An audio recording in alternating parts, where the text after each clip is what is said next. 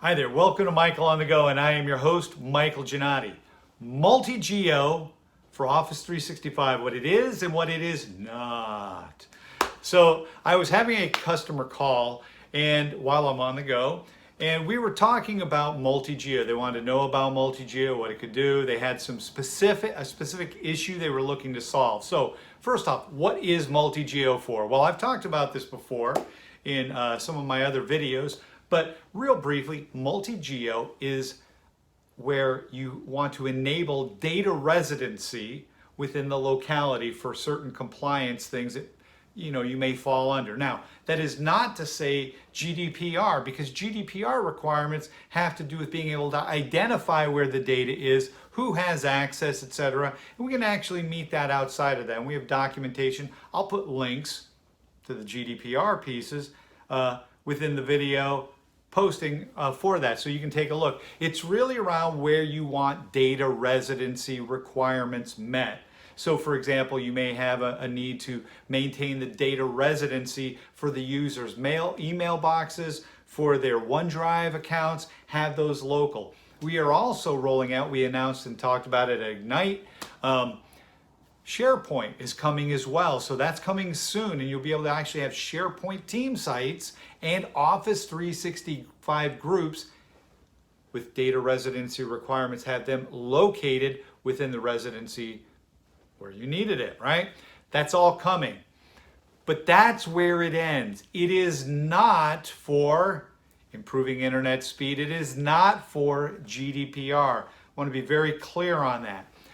Most of the questions though we get, and the one I got today, is around speed to the resources for those users. So for example, in the use case of our customer that I talked with, they had users in Europe who were seeing very long, lengthy lag times when they accessed SharePoint Online resources. For example, 25 to 30 seconds when they, from the time of a click to the page rendering.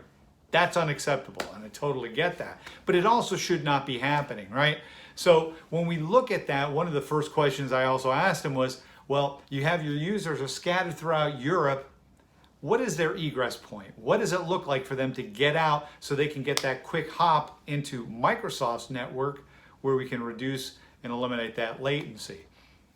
And in their case, their users were coming back from all around Europe to a centralized data center, then going through hops within that, and then out, then onto the Microsoft network. So, we recommended taking some looks at their network, and actually I'm going to provide links to recommendations that we do provide. But a couple of things when we're talking about speed to keep in mind, because again, speed is a couple of different things. Number one, differentiating your traffic, right? So you want to identify and differentiate Office 365 traffic using our published standards around endpoint data, because that way you can optimize and ensure quality of service, QoS, and all that kind of stuff for the Microsoft Office 365 data. You also want to make sure you have those egress connections local, if at all possible, right? The days of everybody phoning in from vast areas coming back through a centralized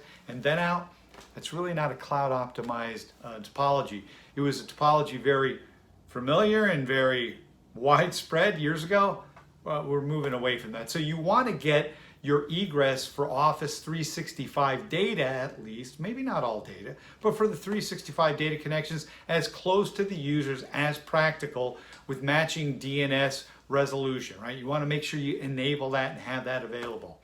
Also, you want to optimize the route length, right? You want to avoid all those kind of network different hairpins and optimize that connectivity to get them on through and out as quickly as possible. And finally, you want to assess your network security. What are the things you're doing with the traffic as it's going through that may impinge and have implications on that traffic getting out? So there's a whole range of things, but just some things I wanted you to think about. I'm providing a link down below here in the post at the Microsoft Healthcare and Life Sciences blog, so you can take a look at what's going on with yours.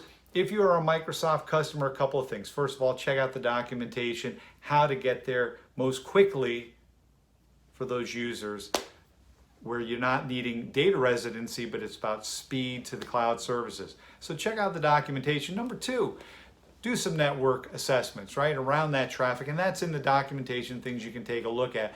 But number 3, if you're a Microsoft Enterprise customer, you've got Premier services, and there are things that Premier can do with you as a part of looking at your network, making sure things are optimized, making recommendations. So engage those services. You paid for them, why not use them? We want you to be successful. We want you to get to the cloud as quickly as possible. We want your users to be delighted, have the quickest possible access. I know you do too. So take a look at the resources provided. Also talk to your TAM, your Microsoft Technical Account Manager, about possibly engaging Premier around some of that. And if you have questions about Multi-Geo, give us a ring. Drop a little line. We'd love to do some videos for you around that. But with that, this is Mike Giannotti here on the go, as you can see. Bidding you have a great day. Take care, and as always, ciao.